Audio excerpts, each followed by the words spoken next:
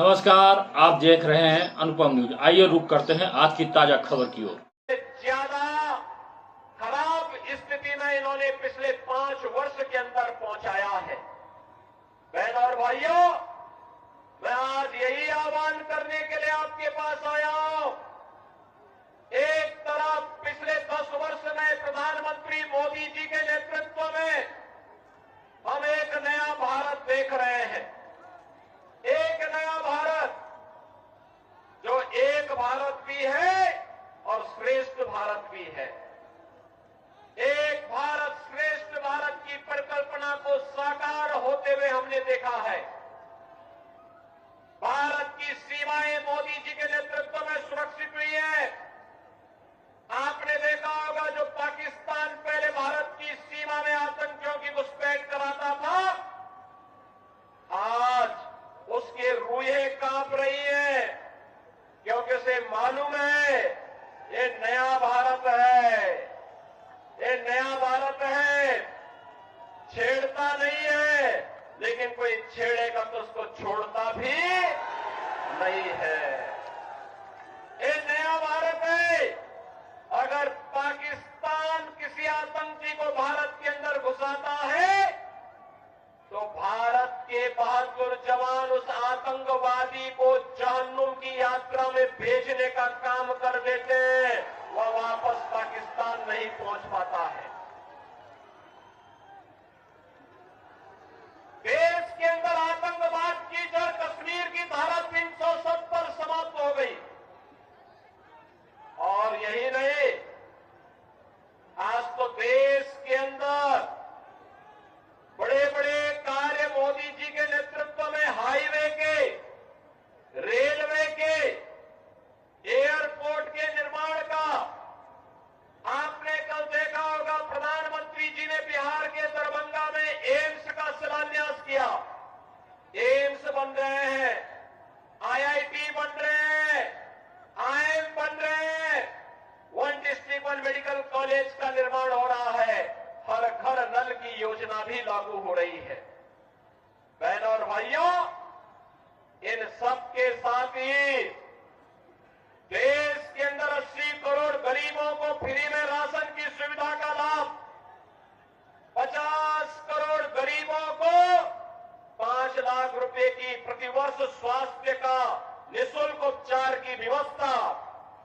और मोदी जी ने तो ये भी आदेश कर दिया है कि 70 वर्ष से ऊपर के हरेक बुजुर्ग को फ्री में उपचार की 5 लाख रुपए की फ्री में उपचार की व्यवस्था हर वर्ष करेंगे। बहनों और भाइयों, 12 करोड़ किसानों को किसान सम्मान निधि, 10 करोड़ गरीबों के घर में शौचालय का निर्माण और उज्ज्वला योजना का कनेक्शन पहुंच गया है। और 4 करोड़ लोग फ्री में आवास भी प्राप्त कर गए हैं। मैं पूछना चाहता हूं, ये काम कांग्रेस भी कर सकती थी, आरजेडी भी कर सकती थी, इन्होंने नहीं किया। अभी कांग्रेस के कोई एक प्रभारी आए थे, वो कह रहे थे सरकार आएगी तो सिलेंडर देंगे। अरे जब तुम्हारी सरकार थी तब क्या कर रहे थे? तब क्यों नहीं दिया? तब क्यों नहीं दिया? और वो तो कहता है, क्या कह रहा है, यानी हिंदू को भी देंगे, मुसलमान को भी देंगे और घुसपैठियों को भी देंगे। अब यहां के जनजातीय बंधुओं का अधिकार घुसपैठियों को क्यों देंगे? भाजपा इस बात को कह सकती है कि योजना का लाभ जनजाति को मिलेगा, झारखंड वासी को मिलेगा, घुसपैठी को नहीं मिलेगा। और जब कांग्रेस की सरकार थी तब कांग्रेस ने क्यों नहीं किया? आज तो भाजपा कहती है कि सरकार बनते ही 1.5 लाख नौजवानों के लिए नौकरी के विज्ञापन निकाल करके उनकी नौकरी के लिए पहली कैबिनेट में हम लोग घोषणा करेंगे। भाजपा ने कहा है सरकार बनते ही प्रत्येक महिला को हर महीने 2100 रुपए हर महीने उपलब्ध करवाएंगे। हर महीने उसके खाते में पैसा जाएगा। भारतीय जनता पार्टी ने कहा है हर नौजवान को जो ग्रेजुएट और पोस्ट ग्रेजुएट पास है उसको 2,000 रुपए महीने का बेरोजगारी भत्ता भी देंगे। भाजपा ने कहा है रसोई गैस का सिलेंडर 500 रुपए में देंगे और साल में 2 फ्री का सिलेंडर भी भर करके उपलब्ध करवाने का काम झारखंड वासियों को उपलब्ध करवाएंगे। बहन और भैया, भाजपा जो कहती है करके दिखाती है, लेकिन एक कांग्रेस, झारखंड मुक्ति मोर्चा और आरजेडी क्या कर रही है? इन्होंने लूट खसोट के अलावा क्या किया है? आज झारखंड को लव जेहाद और लैंड जेहाद का अड्डा बना दिया है।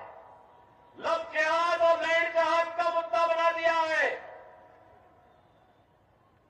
दूसरी शादी, तीसरी शादी, चौथी शादी जनजातीय बेटियों को बहका करके यहां पर करके फिर उनकी जमीन पर कब्जा कर दिया जाता है।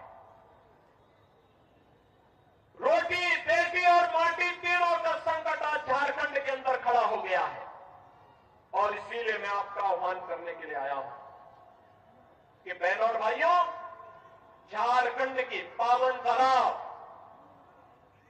धरती आबा भगवान बिरसा मुंडा की पावन धरा है।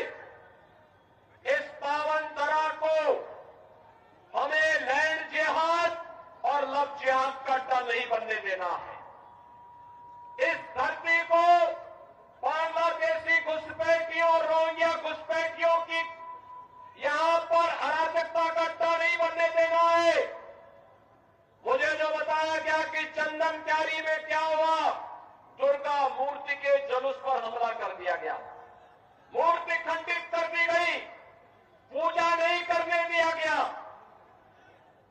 जनजातीय बेटी और बहनों की इज्जत के साथ ये लोग छेड़छाड़ करते हैं, खिलवाड़ करते हैं। बहनों और भाइयों, इन गुंडा और इन अराजक तत्वों का चार केवल भाजपा है, भाजपा। याद करिए 2017 के पहले उत्तर प्रदेश में भी ऐसे ही होता था और आज उत्तर प्रदेश में न कोई घुसपैठी है, न कोई लव जिहाद है, न कोई लैंड जिहाद है, न कर्फ्यू है, न दंगा है। यूपी में सब चंगा है, यूपी में सब चंगा है। यूपी में कोई दंगा नहीं, कोई रामनवमी के जुलूस में, कोई दुर्गा मूर्ति की पूजा के पंडाल में शोभा यात्रा पर हमला करने का दुस्साहस नहीं कर सकता है, क्योंकि जो करेगा उसे मालूम है कि इसके बाद की यात्रा केवल यमराज के घर जाने की यात्रा होगी। और इसीलिए मैं आपसे कहने के लिए आया हूं, ये कांग्रेस, झारखंड मुक्ति मोर्चा, ये आरजेडी आपको लड़ाई की जाति के नाम पे, मुंडा को संथाल से, पासवान को मुसहर से आपस में ही जाति जाति को लड़ाने का काम कर रही है, करेगी। और आप बटेंगे तो ये लोग मुस्लिम तुष्टीकरण करेंगे, जुलूसों पर हमला करेंगे, आपके पर्व और त्योहार को शांतिपूर्ण तरीके से नहीं होने देंगे। डबल इंजन सरकार का लाभ क्या है? आपने यूपी में देखा होगा, 500 वर्ष पहले एक विदेशी आक्रांता ने भगवान राम के मंदिर को तोड़ दिया था। कांग्रेस 65 वर्षों तक भी कभी कुछ नहीं कर पाई। वो तो कहती थी राम हुए ही नहीं। और बहनों और भाइयों, उत्तर प्रदेश में डबल इंजन की सरकार ने मात्र 2 वर्ष के अंदर अयोध्या में राम मंदिर की समस्या का समाधान कर दिया। आज तो अयोध्या में भगवान राम का भव्य मंदिर बन गया है। अयोध्या दुनिया की सुंदरतम नगरी बन रही है। और मैं इसीलिए आपका आह्वान करने के लिए आया हूं, हमें बटना नहीं है। बटे थे तो अयोध्या में अपमान झेलना पड़ा था, बटे थे तो देश कट करके बांग्लादेश और पाकिस्तान पाकिस्तान बन गया। बटे थे तो हिंदुस्तान और बेटियों की इज्जत के साथ खिलवाड़ हुआ था। हम बटे थे तो कटे थे, एक रहेंगे तो